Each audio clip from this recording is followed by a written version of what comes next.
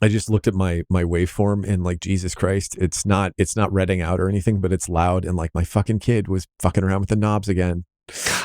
Son of a bitch. I gotta check. I don't know. This is why I said I would punt him to Queens. Don't fuck with my money, little guy.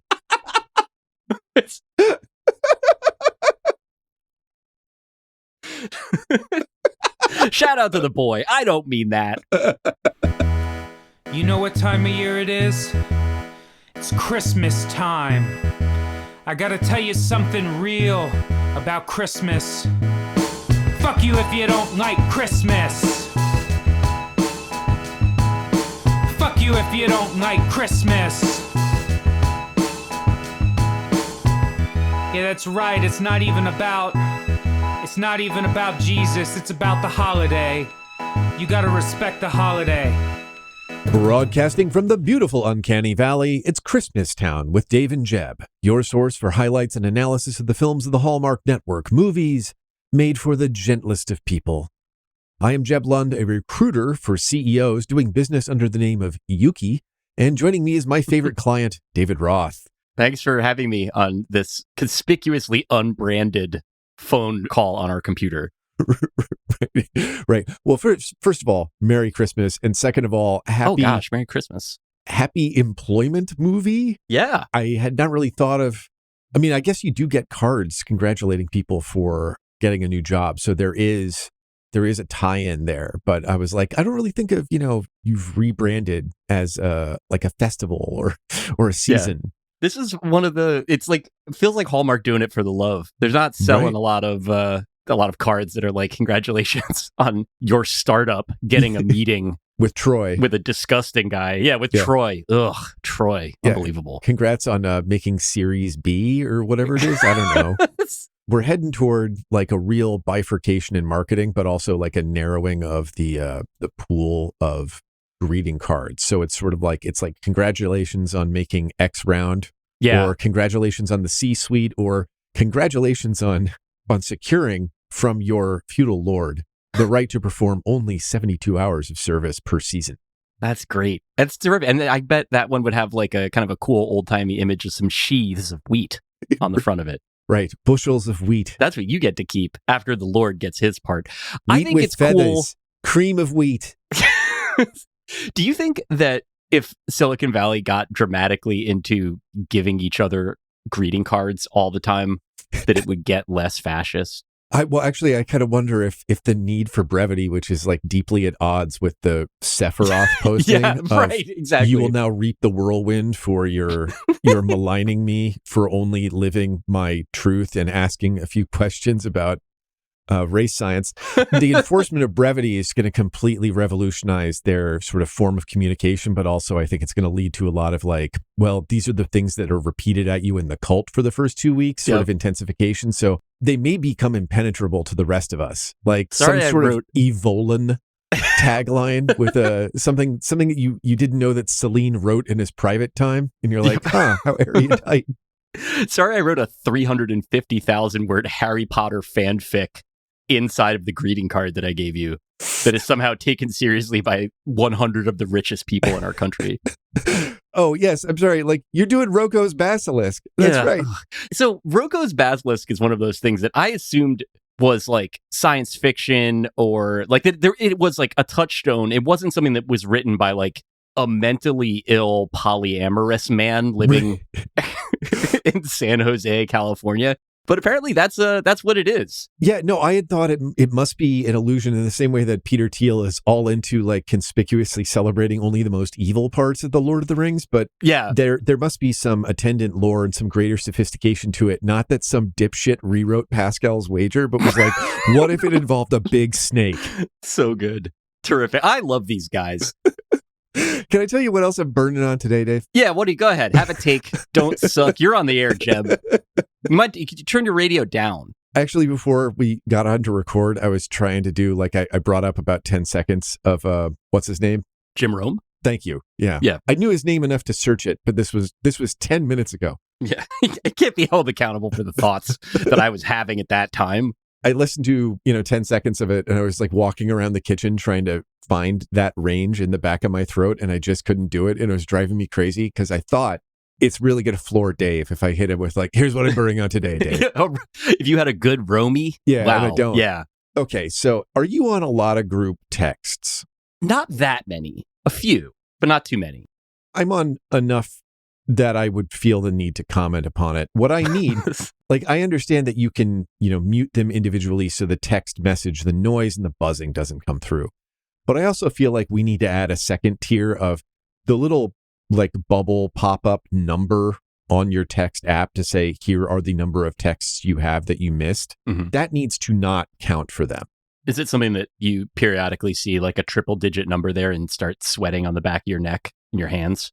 Yeah, it's more like, anywhere from like 5 to 15. But like my first thought is, oh, wow, something cool happened, or some people who really want to hear from me, and it's more than one, hooray, reached out. And instead, every time I open it up and it's like, oh, it's them. Yeah, it's like me and Charles saying LOL to a post that you did.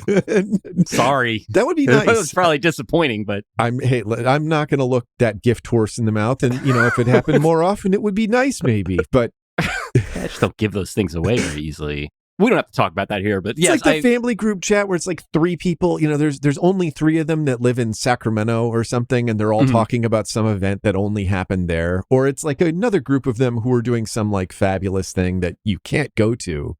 And it's like, when I open the app, sure. Show me the number that's there. So catch my attention and I'll go there. But like, stop making me open the phone and be like, holy shit, human contact I desire. And then I open it up and it turns out it's like 4 people having a conversation that doesn't apply to anybody else. And you're like, fuck, I was all excited to feel connection. And instead, I'm just sort of like watching you recreate from afar. Like, oh, yeah, okay. How would we filter that? I don't know. Yeah. I guess this is one of those things for AGI to figure out. No, but like, I mean, if you're on a group chat, and you can turn the vibration off, you should be able to just turn that number off as well. Yeah. Like, just you get to it when you get to it. Make it a tease. Yeah. When I open the text app, which I will, the number can be there in the list of texts that you have. Like, there's 4 more from the group chat. Great. But is there 4 more total of like text? No. A group chat text is a different beast at this point because it doesn't actually necessarily ever involve you. That makes sense. Yeah, I get what you're saying. When I had a real hard time writing, and I was desperate anytime a text or like even like a Discord notification went up, because like I needed something new to look at as opposed to just a blinking cursor on a page that has had the same 650 words on it for 10 days. Mm-hmm. And yet I still feel like I know what you're talking about. Like there's a limit to what qualifies as like a new enough or interesting enough bit of content to deserve the right to distract you even for a moment from the thing that you're otherwise not doing. Yeah. At this point, we have too much of a reflexive and serotonin contingent relationship to notifications on our phones. Like we're all just sort of hitting the same fucking Skinner box buttons to make them go away. But like there's also a sense of joy or like a sense of mystery or excitement baked in. Yeah, it could be anything. But then by like trying to optimize for getting as many people sending as much data back and forth as possible, I guess, like we've also made it so that like you're playing with that emotion. Like you've created that and now you're cheapening it for one, right? Yeah. I think this is I guess that's sort of the way that all of this stuff goes. You completely rewire people's brains, gamify them, get them to want to see the number go up. And then the number, which could, again, have been anything incredibly rich in potential, is just like a series of inconclusive updates on a relative's pancreatitis.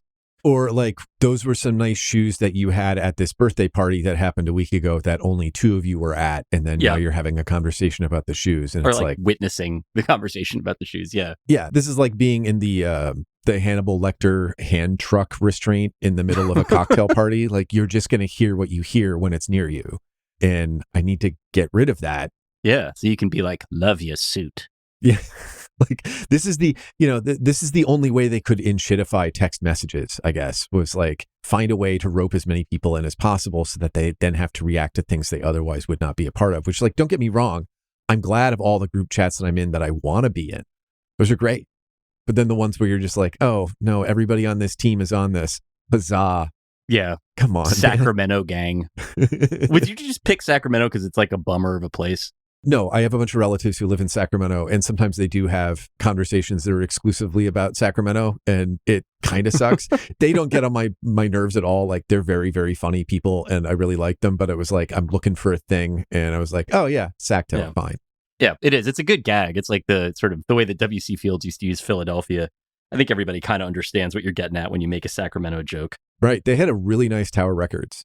That's great. Is it still there? No. Okay, that's too bad. But it was like, it was on one of those sort of wedge-like properties, almost like the Flatiron Building. Are most of their texts like, I saw the guy from Cake at Albany again?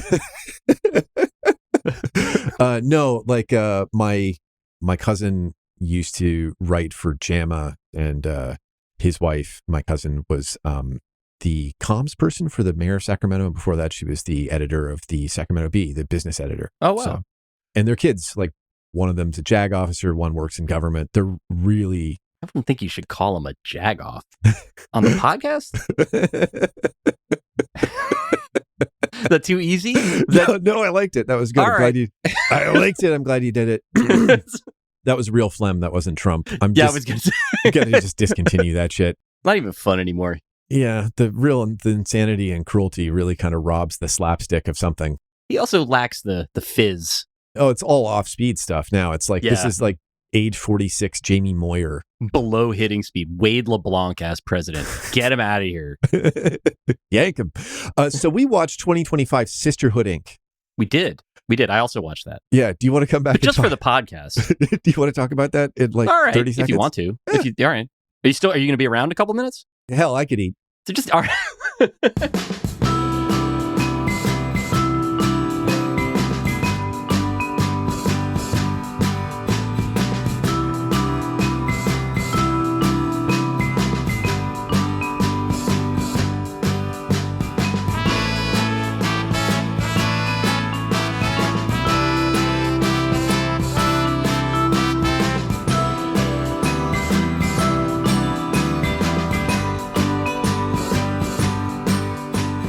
So as we said before the break, this is a podcast about Hallmark movies, and we watched one. And my initial excitement about Sisterhood Inc. from 2025 is I can't remember the last one that we watched, so I don't know if this is true. Is this the first non-Christmas one we've done? I think the last one was the first non-Christmas one we've done in 2 years. What was the last one?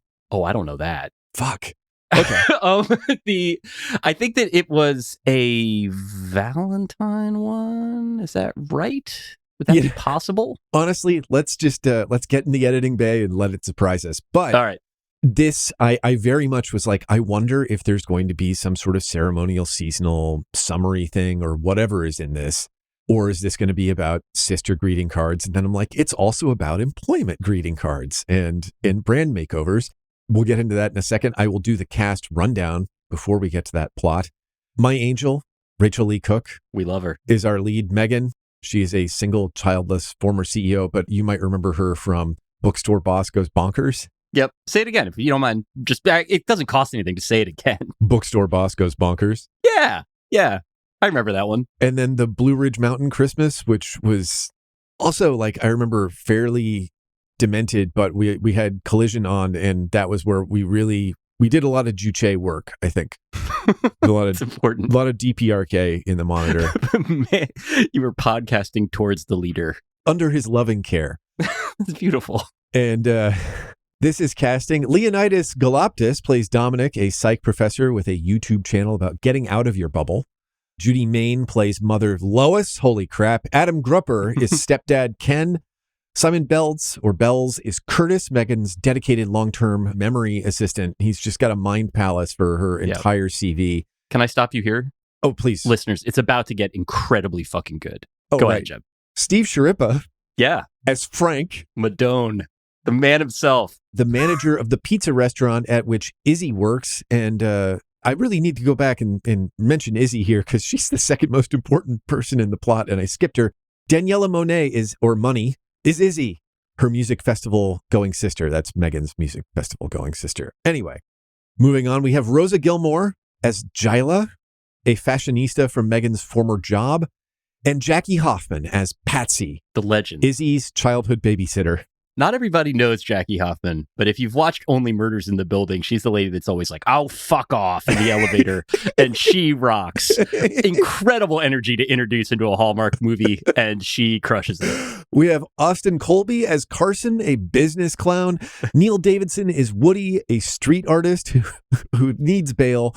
Allison Chu is Yuki, a recruiter for CEOs. And last but not least, practitioner of family psychotherapy and son of John Lithgow, it's Ian Lithgow as Randall Cole, a nefarious board chairman. I will also point out that this was written by somebody that at one point followed me on Twitter. I don't know if she followed you on Twitter, Dave. Elizabeth Hackett. Yeah, I didn't know that I would have to check. But yes, this is Elizabeth Hackett and Hilary Gallinoy, a writing team. And I don't know that we had covered any of their movies before. They've started to get busier. They're doing some Netflix stuff. It's good. The script is good. There's like good gags in this. Mm-hmm.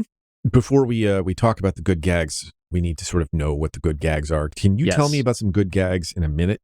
I could, but I believe it is your turn to do that. Why would it be my turn? Because I did it the last time. Fuck. Okay. Do you not feel up to it? I'll just do it. I don't mind. No, it's all right. It's all right. Okay. Megan is the CEO of some sort of fashion company, and we meet her as she is getting fired by her board. Her sister Izzy is, we also meet her as she's making her rounds on pizza delivery. We find out that she has lots of parking tickets. She eats the toppings off of people's pizzas, and she loses her phone at the club and can't get into her house. She's a mess. So basically, Megan goes to her parents after she gets fired. She gets drunk on Shirley Temples with booze in them, and tells her sister, like, "You've never worked hard. You need to, like, completely make yourself over." So her sister comes to her and says, "Hey, actually, business sister, you should do that for me." So Megan puts together a board of different experts, and then they set about to remake Izzy. She turns into kind of a business clown herself, rejects it, and then she and Megan have a falling apart, but then they realize that, like, you know, deep down they admire the changes that each has brought to the other's life, and they're sisters. And along the way, Megan falls in love with Dominic, the psych professor, who is a good cook. Nice. 64. You know what that gets you. That's within the grace period. Yep. You know, you never get tired of hearing it. So I left out a little bit of my wrap up, which was the romantic plot of the movie. But, I mean, who has the time for that? 60 seconds, please. I don't think anyone would fault you for leaving out most of what happens in the film. So what did I miss? Is there stuff that was important? So Megan has the idea of, like, what, as you said, like convening this board of people to hold down different responsibilities in terms of helping Izzy get her life up and running. That is Frank, the pizza guy, Patsy, their former babysitter and writer of they don't say Substack, they say email newsletter, but you got to figure that Substack is pretty close to penetrating the Hallmark universe. Not looking forward to that. If there's a Matt Iglesias Mankay in one of these movies, we will stop doing this podcast. Just a horrible peeled wet egg of a person saying that, honestly, 1.5 deaths per gross chinos is perfectly fair. Oh, we love them. We them. 1 billion Americans. We're going to do it. Yeah. I think we're going to make it happen. 1 billion Americans should be up there with Dow 30,000 from like 25 years ago. That should be hung around his neck like a leper bell, along with the, like, well, 1,500 people were pancaked in a building, but flat front chinos, fuck you. If you write a book that has a big, stupid number on its cover, you have to own that forever. You know, the guy that wrote Dow 35,000 is like in charge of the Fed now or something like that. Like, he's like a very powerful presence in the Trump White House. Scott Bessent. It's very exciting to see, like, if your most famous work is a metonym for staggering stupidity for a quarter century, the one thing we want your hands on right now is all the money. Yeah, I mean, I would say that if you had, if your public reputation was built on going on TV on September 10th, 2001 and saying, "We're all going to live forever," and you just keep on trucking, you should get another bite at the apple. Anyway, Patsy, newsletter writer, Gila, the fashion advisor, they all come together, and Dominic. The idea there is that they're trying to sort of like mold Izzy into a different sort of person. I get all that there, but each of the people is sort of contributing some. They all get their little bits of business to do. Yeah. But Dominic quickly susses out that, you know, Megan is in need of not just, some more happiness in her life, which is kind of the Hallmark part, but just is working through some stuff through this project that she's built up around her sister. They have some conversations that sort of surround that, but they also, sort of have an adult flirtation, draw closer together. There is a kiss before the last kiss. Always a good sign in a Hallmark movie. I believe it's 23 minutes from the end. Yeah. That's bold. The other stuff that's in there, the dynamic between the mom and Izzy and the mom and Megan is decently complicated, and I think actually pretty carefully handled by Hallmark standards. Mm-hmm. The story being that Megan's dad died when she was in college and Izzy was a young kid. Izzy's like 10 years younger than her. So Izzy has a different relationship with her mom than Megan does. Megan has a complicated relationship with Izzy because of the nature of that relationship. All of this is discussed in pretty frank and emotionally mature terms, and like it generally passes the smell test. There's a lot of, Hallmarky shit in terms of like how we get from the beginning of the movie to the end, but there is, in this sense at least, like nobody is acting especially childish. Everybody's like a little, more interior than you would like, or than, maybe they would be in my family, but these are Gentiles. It's going to be different. And I think that the way that that's handled, that dynamic is like actually very important to sort of Megan's character, Izzy's character, and why all of this is happening.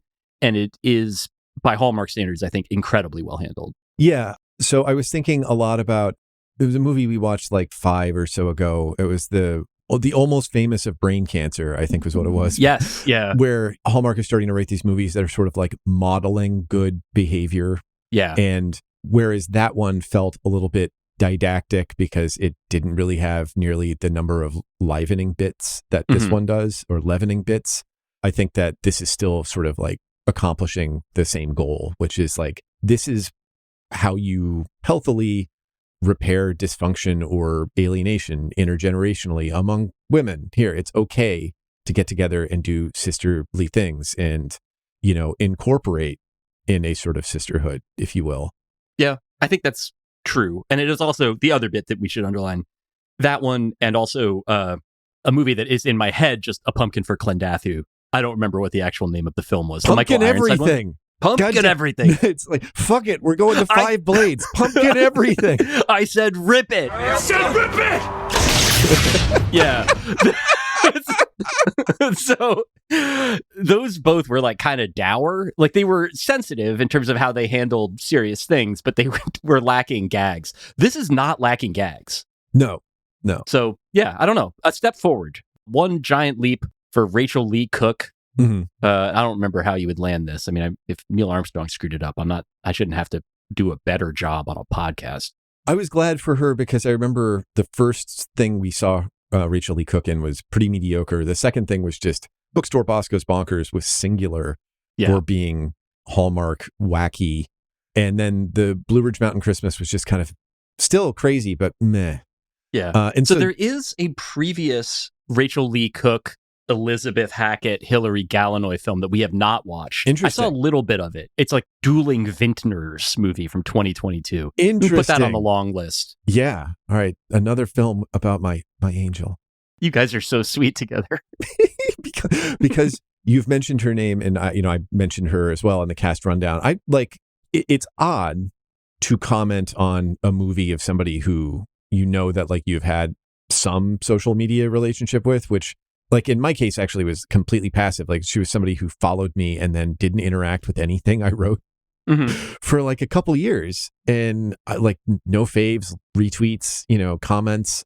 And then like one day I was like, I have too many followers, and just started like unfollowing like 100 people or something, and was like, bye. And then within a day had unfollowed me.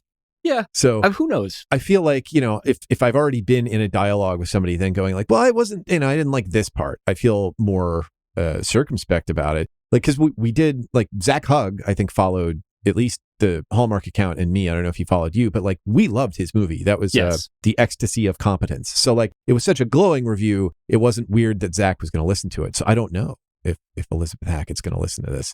We liked it. So we really liked it. I found Elizabeth Hackett on Blue Sky. Huh. Does not follow me. There you go. No faves. Cool. Without fear or favor. Yep. Do you want to do segments? I don't know. Oh, well, Sure. Well, let's take a break and think about it.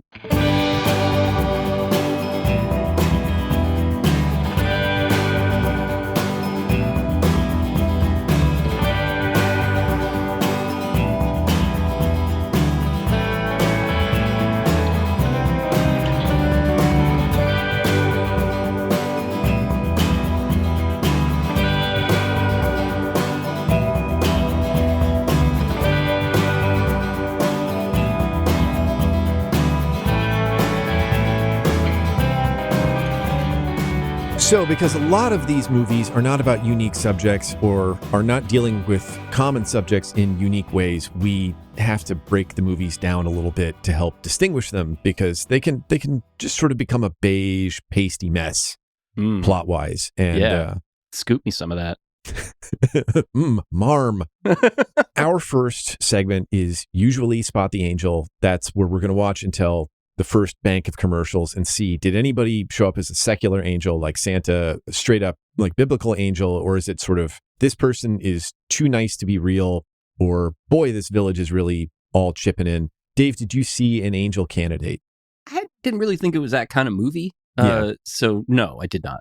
I feel like that takes a village approach from the cast the board in the Izzy project is meant to reflect on everybody's role in your own life, because everybody's helpful to some degree. Like Megan's whole arc is like realizing, hey, my sister is helping me lighten up. My mom is helping me understand myself and my sister. And this guy I met, like he knows how to ask me the right questions to get me asking the right questions. Boy, it's neat how the people in your life really contribute. And so that bit of it, I suppose if you expand the angelical definition to include that, then yes, I mean, it is like it's a team of angels. I would say like you could go either way. You could say like there's no angel at all. This is like a perfect articulation of the way communities are supposed to work. But I guess it would depend on what you think is the twinkle quotient for all of that helpful participation in other people's lives. I think there is significantly low levels of twinkle. So I would say like probably not angelic, but definitely, flirting with the definition there. Yes. Yeah. I mean, in the classical, where there's people that are motivated only through wanting to help one character in a movie. Yeah. The classical definition of angel that we deploy here on this podcast of ours. It's really from Sophocles to the present day. I'm a classicist at heart. That's my training. Who can forget when somebody took the cherry off of the 2 Sundays of Tiresias and thus blinded his dessert? Anyway, so we should go ahead and do Eat Your Heart Out, which is when we talk about the food in the movie. Are we seeing gargantuan Hallmark proportions? Are there just clearly misguided conceptions of what certain cuisines are? Were people eating or consuming things in ways that made you go, that's not people? David, there was like a good amount of food in here. There was a good amount of food in it. There was also not just drinking, but something almost like drunkenness in it. Yes. Which is rarer than you'd think in Hallmark movies. Like, this is like borderline a normal movie that has been sort of jammed into the Hallmark mold in that regard.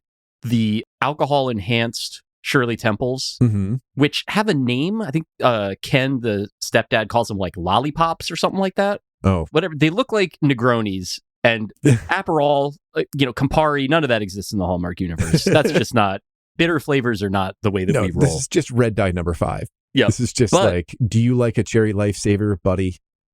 Guess what? But Megan is gone off that fruit juicy red Hawaiian punch style cocktail that she is served by Ken. And she starts, that's where this whole idea comes from, is that she hops on the fucking Real Talk Express and starts reading Izzy, out at the table.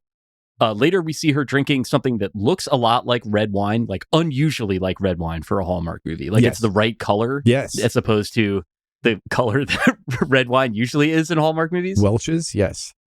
She's drinking it out of a white wine glass. But I'm not going to sit here and complain about that shit. Well, she doesn't understand her kitchen, and they make a point of her, like, almost every scene of her interacting with her kitchen is like, what did they call this a pan?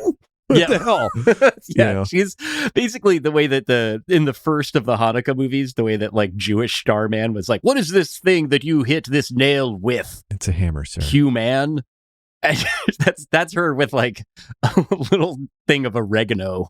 Right. You know how every year at Thanksgiving, they're like, if you still have this logo on the bottom right corner of your McCormick spices, they were produced before 1995. Yes, you should throw them out. Like Jimmy Carter was president. Right. They hadn't invented Helvetica yet, right? Everything was still in cursive. So that is her relationship to spices, is when you're like, holy shit, that's script? Yeah. Okay. Which is true. We don't see her cook. We don't really see her eat very much. Mm-hmm. But at one point, Dominic does come over to whip some stuff up. Yeah. And show her the pleasures of a home-cooked meal. And I don't have a hard time believing that a man like Dominic, who is a classic Hallmark dreamboat, got a nice overcoat, the beard, absolutely laser precise and on point. It's a great-looking guy. I don't take anything away from Leonidas Gouloptis. Yeah. Proud member and a positive member of the Australian people with Greek names community, like really undoing a lot of the damage that Nick Curios does every day. That said, the dish that he serves Rachel Lee Cook is fucked. What was your favorite thing about what was on that plate? The fact that like 1/4 of the plate was dedicated to the sumptuous presentation of 3 slices of squash. Yep. Like if you had a squash and you went ahead and julienned it, you would have had at the end of that process 4 times as much squash as is served the two of them, or at least twice as much. So like this guy bought a squash and he was like, I'm going to stop us at half. Yep. What the fuck? 3 wedges of summer squash. Yep. It's like the sort of presentation, portion-wise anyway, that you might get if you were doing like a 6 or 8 course tasting menu at a fancy restaurant. However, it does not in any other way resemble anything that you would ever receive at any restaurant. There's the squash. There's 3 little fillets of chicken, all of which, you know, are appropriately golden brown. And then when she asks him the secret to the seasoning, he says lemon zest, a little bit of paprika.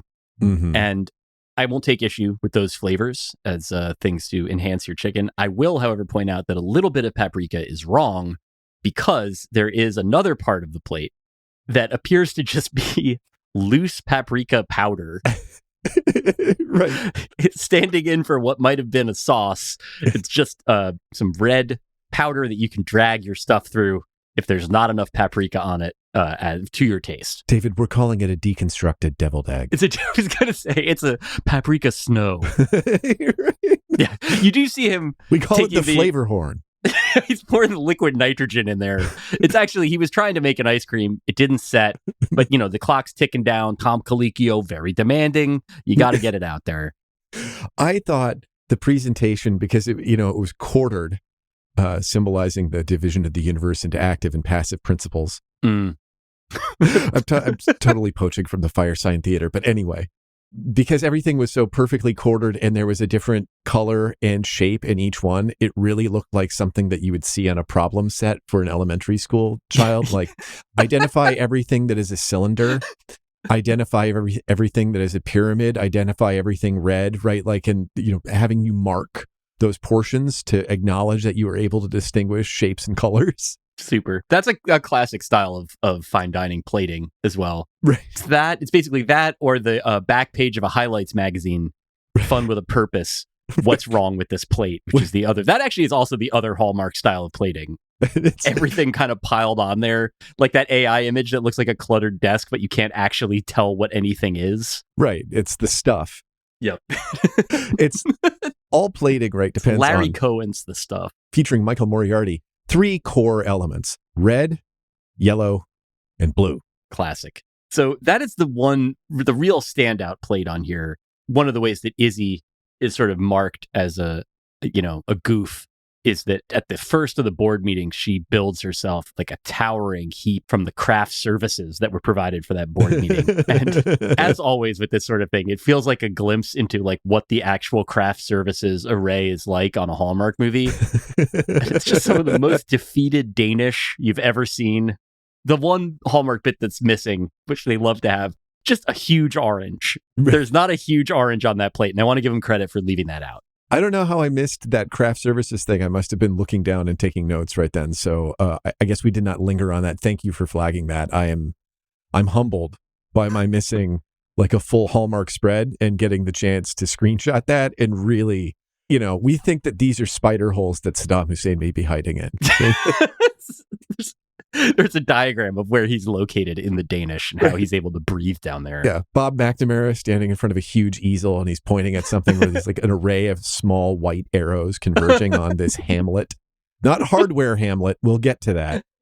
Yes. But yeah, I enjoyed the fact that Izzy was like, we need to do lemon drop right now. We need to do lemon shooters, basically. Oh, and yeah. Megan goes in for it. And at the end, they're like, should we do shooters with Mom? And they're like, yeah. And that was, I thought that was touching. And that also felt like, that feels right. Like just watching women my age at a bar going like, let's all do shots of like something that seems like a melted down Ferrara pan product. Whatever the fuck that is. Yeah, but like something that isn't going to give you instant acid reflux, which is basically the considerations that come into play at our age for doing shots. Not that. It is going to give you diabetes. Yes. But you got to choose one, though. You can take shots for that. So we've come to our recurring gag for every one of these, the Hallmark Expanded Universe, and that's where we're looking at what elements of this plot, characters, details of location, etc., might exist in other Hallmark movies we've already seen, and vice versa. David, I did not really give this any thought because I could not think of anything I haven't already answered for this before.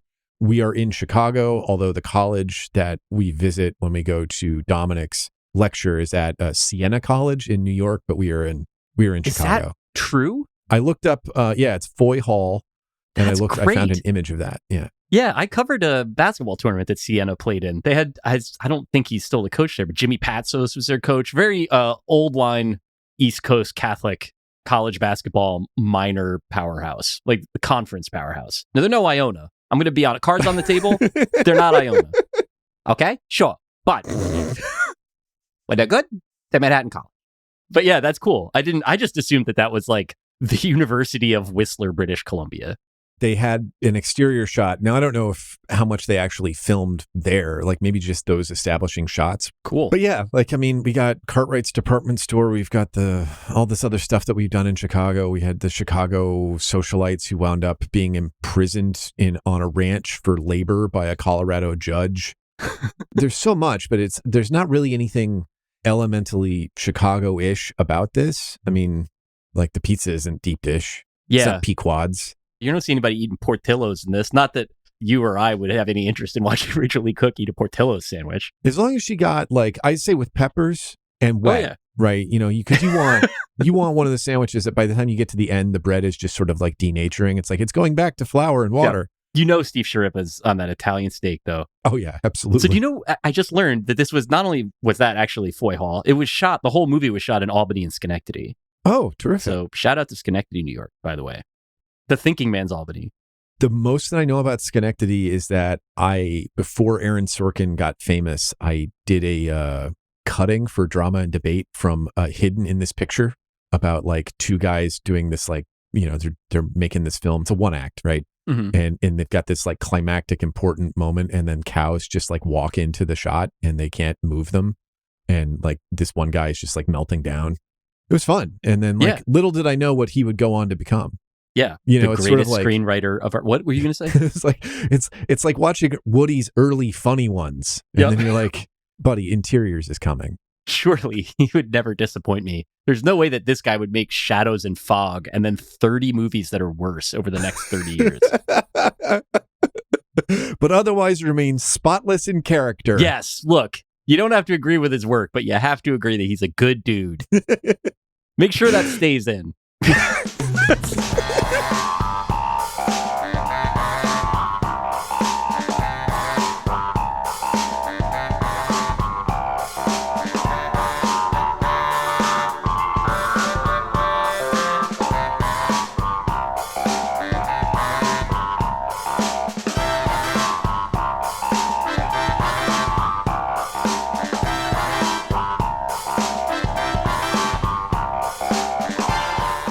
This may also prove a difficult category for us. It's overdetermined. It's the parts of the movie where Hallmark underlined what these characters were fated to do just a little too hard.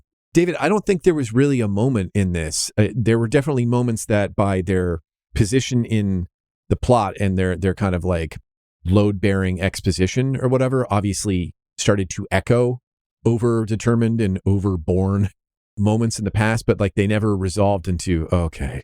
Yeah. You know? I think that's the way that I more or less had this too, that like usually when we flag those moments, it is like the movie stops for a minute and like one character as much as addresses the camera and is like, this person needs to loosen up. This person needs to get their life together, whatever. That actually is in here. There is stuff where people are basically saying to Megan, like, you don't have any fun in your life. Like, it's all been business. Mhm. You've been burying, like the happier parts of yourself. And yet, like, because it's written artfully enough and performed artfully enough, like, it is, I would say it is determined as opposed to overdetermined. And obviously, we're going by the fact that, like, I never really fully understood what the word overdetermined means. This category is not fitting with the classical definition of that term. I know. But we had owned up to that in like episode 1 or 2. Oh, It was yeah. like, Yeah. I you think. know. But in this case, it is like all of those beats, such as they are, all of the, more obvious sort of signaling to the audience that something is one way or the other, fits within the flow of the film well enough that I didn't have anything really flagged for it either. Mhm. I will say that when we were meeting Carson, the wine clown, business clown boyfriend, and the whole family is at this, like when you see the exterior of the country club where they're all going to eat lunch, I was like, nope, all right, cool, drag. This is not going to work. Yeah. And that's like one of the most efficient wine clownings of all time. There too, like before you even see him, you're like, I'm gonna fucking hate this guy. Yeah. Look at this building. Like sort of when you're watching a college comedy and you see a gate that has a coat of arms on it, you're like, well, now I know. Right? Yeah. Oh, it's one of those. Yeah, no, the only part of it that I really felt like, oh man, Hallmark sort of painted itself into this reveal was right at the end. Megan throws Izzy her ideal birthday party, which is basically at like the arcade at a roller rink.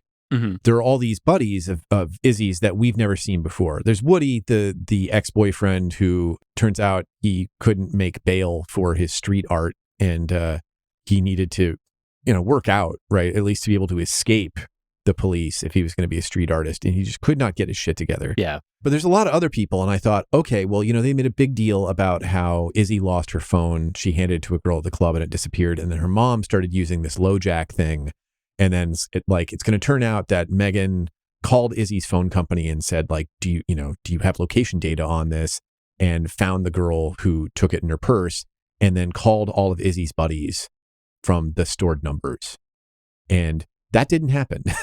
Yeah. There was the other stuff where like they related to each other in the exact ways that you would expect. And then there was a nice little sort of reveal that Curtis, the long-suffering assistant, whose mom made the booch. Which we didn't mention in Eat Your Heart Out. We have lots of callbacks to how amazing the booch is that his mom makes. And then I believe I have this flagged in my notes as kombucha's Hallmark Universe debut. That could be wrong. It probably is wrong, but it's true for us. Like, yes, I've never heard of kombucha in a Hallmark milieu before. Really? That type of nog?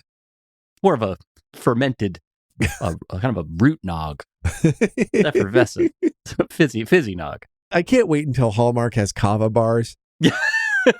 So what do? Oh, I just sit in here and I sip for about 3 to 4 hours and do what? I don't get high. Yeah. I'll tell you one thing that I don't do is experience intoxication from the product that I'm paying for here in this bar. At intoxication rates. I think the place that has the worst vibes in all of Manhattan is a kava bar in the East Village that is always pitch black and has just like the meanest seeming people sitting outside of it, kind of like smoking and standing, like occluding the sidewalk. Right. Just a terrible, I have no idea what the actual experience is like, but everyone that's in there seems sober and unhappy. Yeah, I was going to say, like, these are probably, newly made friends of Bill. Yeah. Like, this is like a bar. Yeah, it's much worse. Somebody standing near something like a bar and angrily smoking, like that person is in recovery. Yeah, like, there were that's, I don't know what step that is, but it's in there. Before amends, obviously. The vibes are not amending to me at all. Yeah, this person has forgiven nobody. Yep. They're doing an internal catalog, but of like all of their grievances. Okay, so continuing our catalog of grievances, we have crossover, and that is sort of like the Hallmark Expanded Universe, except instead of everything Hallmark, it's all other filmed or even printed media, fiction or non. David, I was of the sort of cop-out mentality that like this is basically already not a very good rom-com, but like a, above average rom-com if you give it more money and more time. Flesh out a couple character beats, and I think they probably had to cut a lot of gags that were not going to make it to TV, or at least Hallmark TV. Yeah. But like it's on the cusp, and I think that's probably how it wound up at Hallmark. It's like this seems like the sort of thing that was meant to be, a regular filmed rom-com, and it's like, okay, well, it'll be a Hallmark film rom-com. That's fine. Yeah. And it's as good as that sort of thing. It is just, if you look at, and this is to jump ahead a little bit to the IMDb part, but Hackett and Gallinoid's other recent screenplays that have been produced were for Netflix, which is making movies like this in gross. Like they are fucking going for it, which makes sense given that these are by definition kind of second screeny, vibey sort of entertainments. The director Mark Waters directed one of their screenplays, which is like, he did like Mean Girls and House of Yes. Like that's a real director who's just now making those sorts of movies for Netflix. And I do think that like if they had, I'm assuming the Netflix ones are also similarly rated G or whatever, but if they had even the potential to go PG, which they did not, I think that would have helped. The other crossover bit, the crossover bit that I wrote for this is just stupid, which is the idea of, obviously I don't imagine I'm giving anything away. The Sopranos went off the air like 13 years ago. So Bobby Bacala does not live. He is murdered with his beloved trains as part of the gang war between New York and New Jersey. However, what this crossover posits is, what if he doesn't die? What if he gets to do the sort of like Goodfellas, I live the rest of my life as a schnook thing?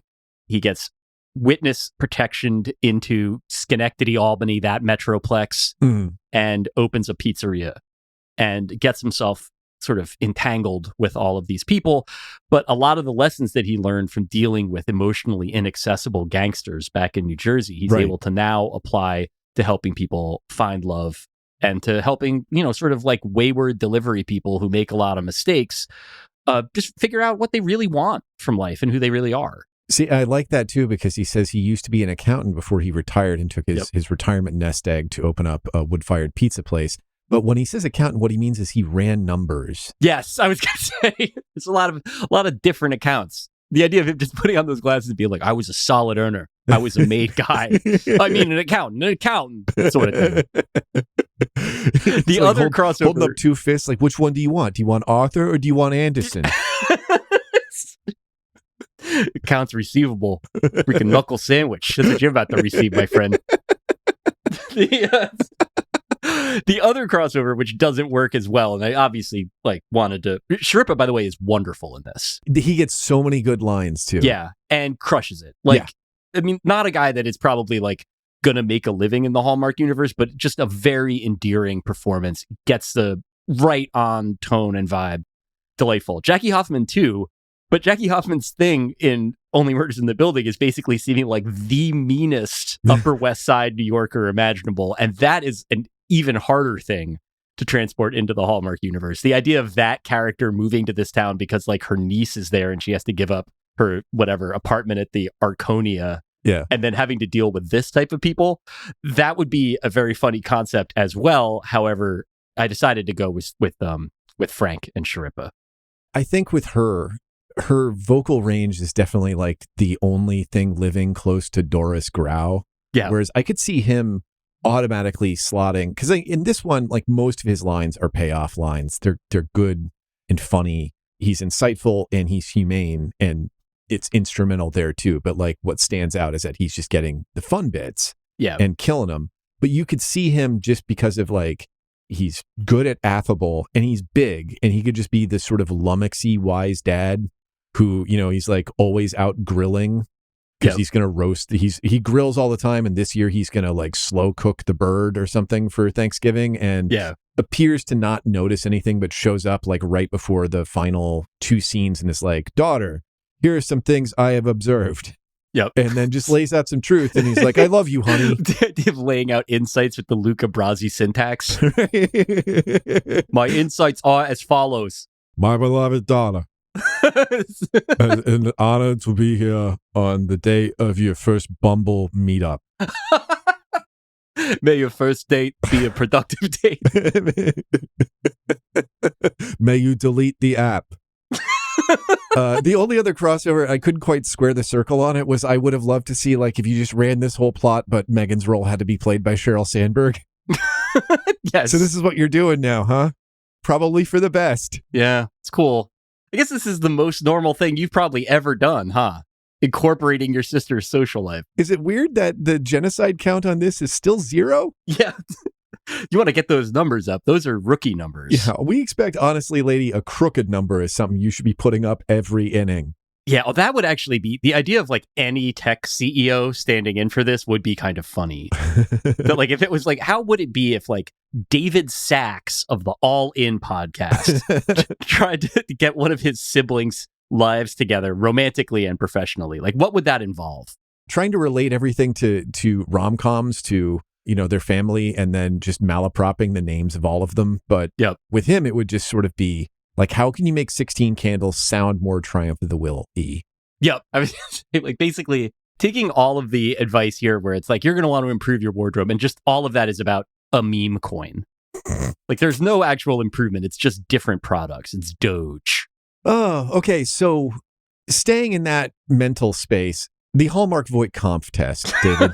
Yes. We're asking, like, is there anybody who didn't seem like a person, but to borrow the parlance of a certain sort of goose-stepping shithead portion of the internet, was anybody here an NPC for Hallmark purposes? I don't want to say, I mean, whatever. It's a tough part. I got Yuki for this one. Yep. Yeah. So Yuki is a recruiter ex machina. Yeah. Never see her in a scene with anyone else. Yep. That can't have been easy for Allison Chu to shoot her scenes. Or it was very easy, and it took about an hour and a half. Well, yeah, I'm guessing that. But like, her presentation is always, she is alone at a desk in an office, and you like just waiting to get off, like finish this scene for Hallmark and go back to doing swimming to Cambodia. Yes, it's just like her there at the table, like, and she's just got some observations for you. It's that, and the entire concept of Yuki is like, her big payday is if she can get Megan, evidently like a famous enough female like entrepreneur and founder, if she can get her a gig rather than like her losing a gig and just waiting for her phone to ring. Yeah, you got to let Yuki do her work. You're not gonna, and that's that job as a recruiter is basically like, I got you a meeting with a rich guy, which I would think that the one thing that you definitely get as a tech CEO, obviously whether you do a good job or not, because like fucking Meg Whitman is still getting board positions. Like you never lose it. Like the thing that you will always be able to do is get a meeting with a rich guy. Yeah, Carly Fiorina is still making millions on the public speaking circuit instead of like doing it in China, where is right shoring what she has to offer industrially. Yeah. The only other candidate I could see was like maybe Ken, because he just has to be nice guy stepdad, but it's never forced. It's frequently charming. I just wanted to see more of him interacting with his stepdaughters. Yeah. In a technicality standpoint, like he is very much pushing some buttons that are essential to the Hallmark process, but the writing, again, you know, made it lively enough that like, no, we're just going to stick with Yuki there in the room alone at the desk. I agree. With her one client, just Jerry Maguiring the shit out of the CEO universe. Yep. Just a phone with a cord on it. Doing business deals. The phone's not even connected. It's very sad. 3 prawns are hardly a galaxy. Yep. What do you mean your hands are tied?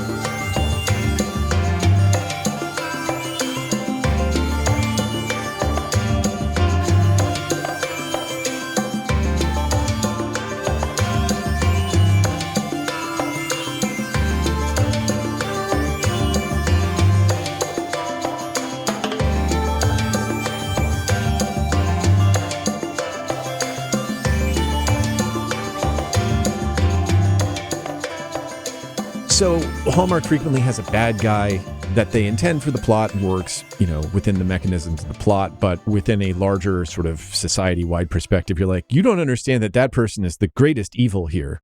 Was there a case of that in this one, David? Who is the real villain?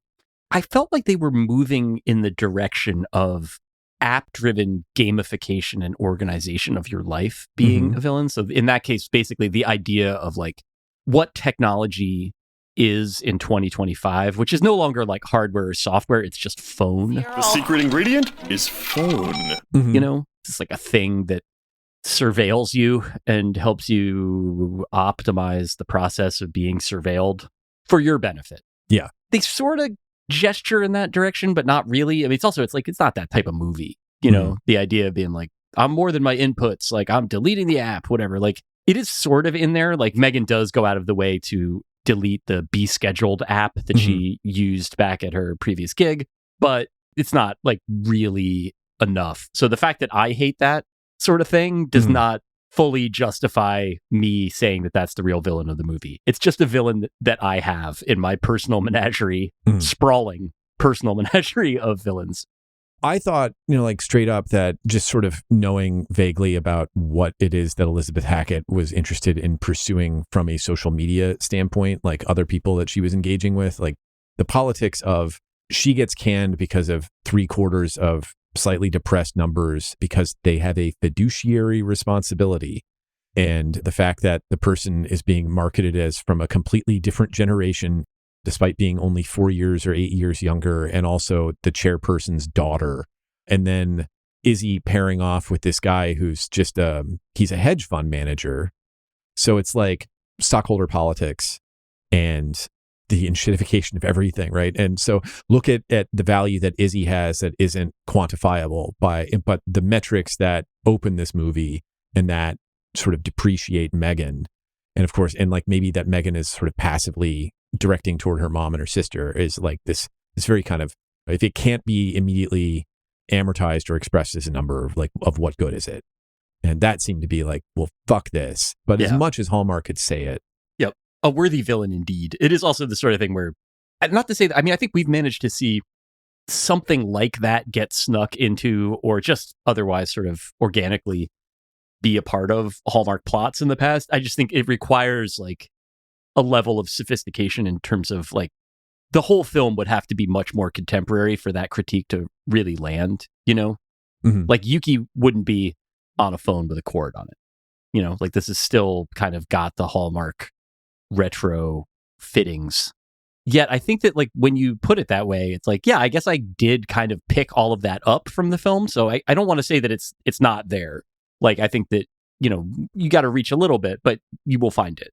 It's not a part of the plot they can dwell on, right? It's a catalyst, but I think the choice, you know, back to back to use very risible phrasing that has passed into a public acknowledgement of like, this is risible framing and risible ways of thinking. Like how much have we heard being destroyed via well, we have a responsibility to, no, you don't. Yeah.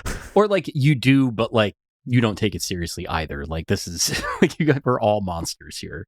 Right. Or like you do, like obviously you do because you're trying to make money, but like you have made a decision that so far exceeds that brief that it is a completely different ideology than the one you're crediting it to. It just sounds better when you're like, no, I have to do it for them. Yeah. All the bloodletting is for them. Will no one think of the stockholders? There's at least one middle school teachers association invested in there. So isn't everybody kind of implicated in the plunder? Think about it. Right. This is let's be real here. This is the world we live in. Anyway, this is bumming Here's me what out. I'm saying. David, I'm a killer. You're a killer. Yes. Yes. So let's rate this thing. As our listeners know, we have a 5-star rating system, although we can do, 0.5. I suppose we could do 0.25 if you wanted. 5 stars is just, this is a movie that could have been in theaters in non-blockbuster season, family fare.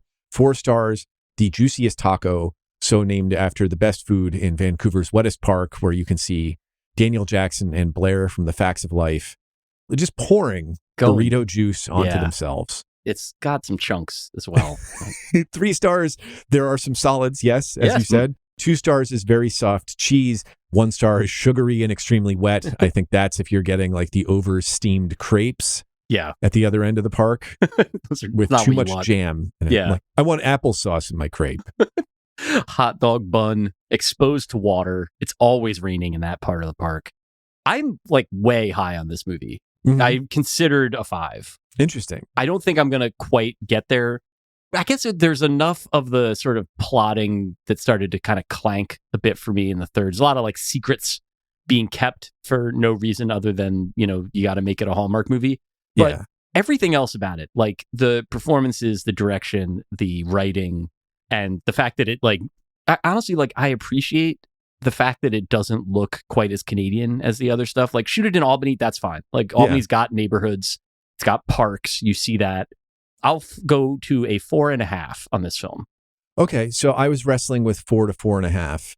5 to me is like, this really could just be just release it. Yeah. This felt like it needed more work than Round and Round to get to that point. If we're talking about that, give them more money. They did a good job of creating characters and relationships and plausible stakes, but they needed another gear on the comm a little bit, or just to up its intensity. Because there are, you can still film it in the same budgetary universe and with the same topical universe as Hallmark affords, but there were, more payoff pitches missed than I would have liked, because it's like, lean more into the drama if you want and keep fleshing them out. But like, you've done a good job, but now hit me with the payoff. And I don't know, like, maybe if I had watched it I'm really tired. I've had like a tough weekend, so maybe I wasn't in a great mood for it. And if I'd had a really good weekend, I would have been like, capital. Yeah. The mot juste. But I don't know. So like, I think I settled down more toward 4.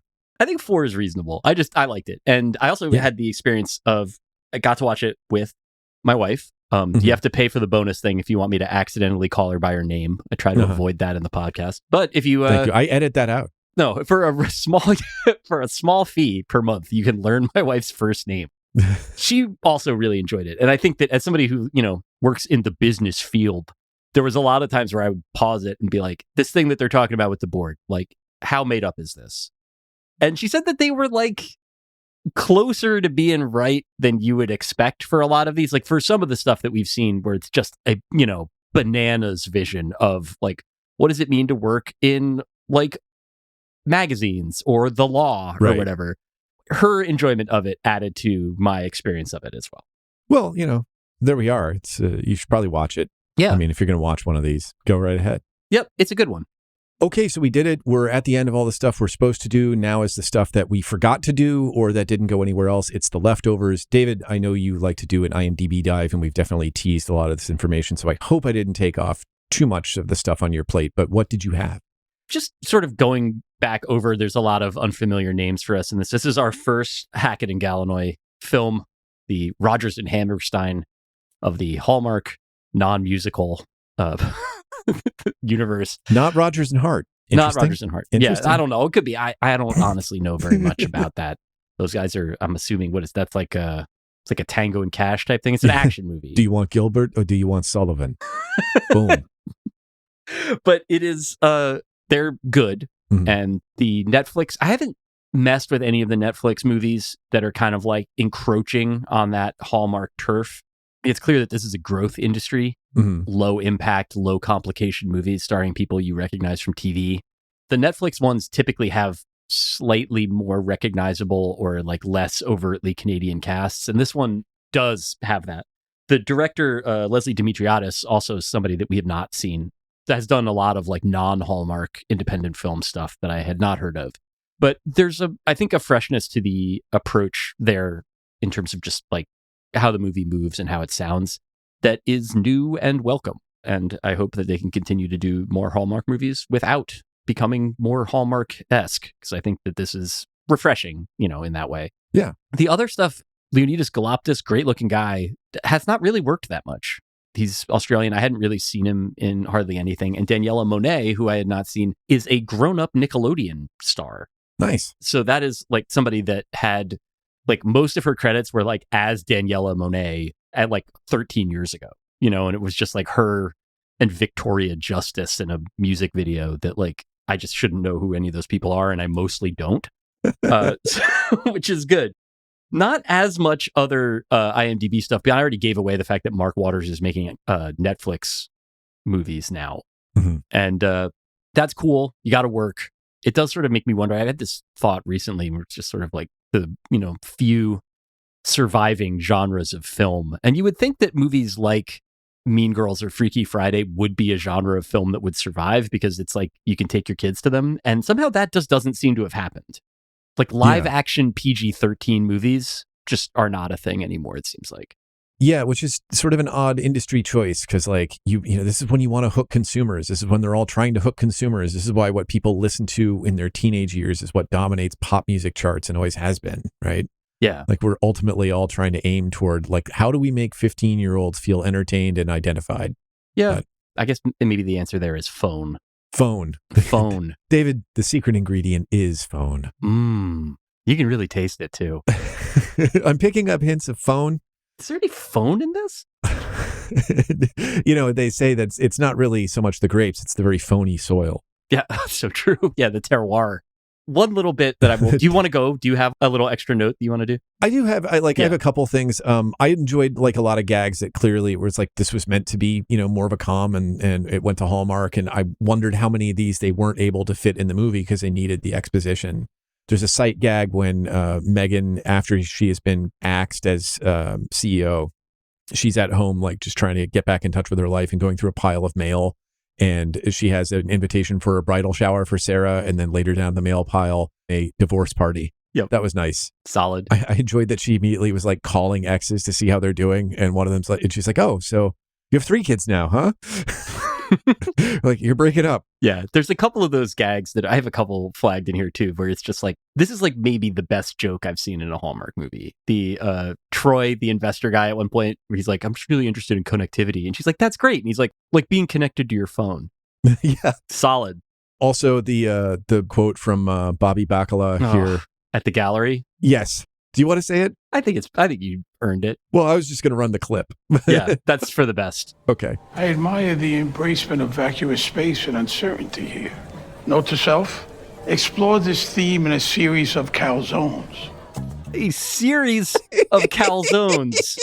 A triptych. Yeah, terrific work there. There was another one that he'd done about a kitten joke that I don't want to spoil. And then just another like little touch where I went, I know that.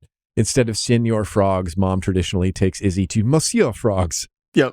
Just, I can't tell you. This is also fully Stockholm Syndrome on our part. No, yeah. These are good jokes. Like I laughed, my wife laughed, whole belly laugh at the series of calzones. Just a wonderful phrase, too. Like something that I think really could have a future here in our household as a thing that we say to each other. But we are so broken by these movies that like just having jokes in this, I was like, is this the best movie I've ever seen? Is this better than Barry Lyndon? I started to write out a whole paragraph celebrating Rachel Lee Cook's looking down and letting out a little air and saying, right. Yep. After a quote without realizing I could just play the clip, which was, well, I knew something was going on. I call it mom tuition. Right. Yep. She can still do it, man. I know that she's probably just doing as many of these as she wants and not more than she has to. But I'll take all of that you got. Yeah. She still looks great. She's very charming and very winsome and really understands the assignment in a way that I think the best of the Hallmark leading ladies do. She's not trying to do too much. She's not trying to show out or anything like that. Terrific to see her. And she gets a producer credit on this. Shout out to RLC. Yeah. And just in general, my other kind of big idea note was like, well done on making a movie that was this charming with a fundamental premise that is, what if your life was run like a corporation? Which just makes me want to run screaming and, more so since January. Yes. This is something that, so I actually asked my wife about this, and is this sort of like actually a thing? And it is. It's apparently been a thing for a while that like, not necessarily like convening a corporate board that meets in an abandoned, hot desk co-working space. That's the Hallmark difference, like meeting in real life. But there are a lot of people that, and you can only really use the phrase girl boss, which is in this film. It's not something I enjoy saying, and I can't imagine it's anything that our listeners enjoy hearing. I'm sorry about it. But there is this idea of basically having sort of coaches, like working in tandem on every facet of your life. There are people that do this, where they're just like really dedicated to optimizing all of their shit. It's the sort of person you see on Twitter who's gradually turning into a wax statue and posting about how many erections he has per night versus his own son. Yes. It's like I think that's the thing with all of this, that like the idea of trying to do work on yourself and trying to sort of like have a more organized and systematic approach to your own life.